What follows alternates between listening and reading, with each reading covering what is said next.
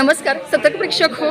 पाऊस चांगला सुरू झालाय आणि शेतकऱ्यांची बरीच धांदल आता कमी झाली आणि त्यामध्येच बऱ्याच शेतकरी बळीराजाने आपल्या कृषी संकुलाला बियाणांच्यासाठी अर्ज केले होते आणि आता आपण पाहताय की मी आता आहे लोकनेते बाळासाहेब देसाई कृषी बहुउद्देशीय कृषी संकुल काळोली पाटण तालुका पाटण येथे आणि आपण पाहता इतिहास एवढ्या संपूर्ण अशा बियाण्यांच्या बागा भुईमुगाच्या शेंगा मला वाटतं आता हे म्हणजे भव्य दिवस एवढे हे गोडाऊन पाहून अगदी मन आनंदून गेले.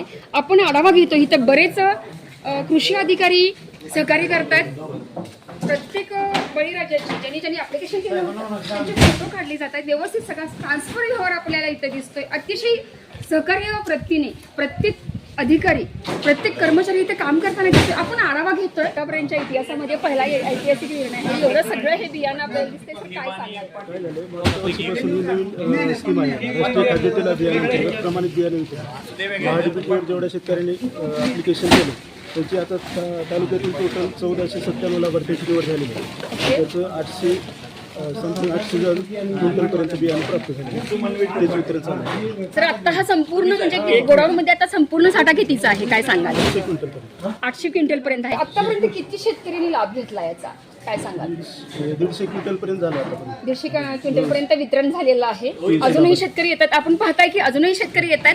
प्रत्येकाने 30-30 किलोची बॅग दिली जाते. शेंगा त्याच्यामध्ये भुईमुगाच्या शेंगा आहे त्याचं वितरण केलं जात आहे. त्या सर्वांची आपण लगभग आणि हे कार्य असं सुरळीत चालावं यासाठी शेतकरी राजाने सुद्धा अगदी सर्वांना सहकार्य करणं गरजेचं आहे. आणि इथून पुढे ही पुढच्या वर्षी ही असंच ही परंपरा असणार का? शासनाची स्कीम असणार का? कारण बळीराजा सुखावलेला आहे. बळीराजाने अजून प्रगतशील झालं पाहिजे आणि बळीराजा सुधारला पाहिजे. बळीराजाच्या घरी आनंद निर्माण करण्याचं एक बळीराजाच्या चेहऱ्यावर इथं आनंद आहे. आपण त्यांच्याही थोड्याफार प्रतिक्रिया घेतोय. कुठून आलाय तुम्ही? बीबीवरून आलाय. किती क्षेत्र आहे तुमचं? क्षेत्र 5. बरं आता किती तुम्हाला बॅगा मिळाला? 30-30 किलोची एक बॅग आहे भुईमुगाची तुम्हाला दोन मिळा 60 किलो तुम्हाला मिळाल. जेवढं तुम्ही म्हणजे ऍप्लिकेशन केलं होतं तेवढं तुम्हाला मिळतंय. कुठे काही कमी जास्त नाहीये. छान धन्यवाद द्याला एकदा शासनाला. धन्यवाद. धन्यवाद.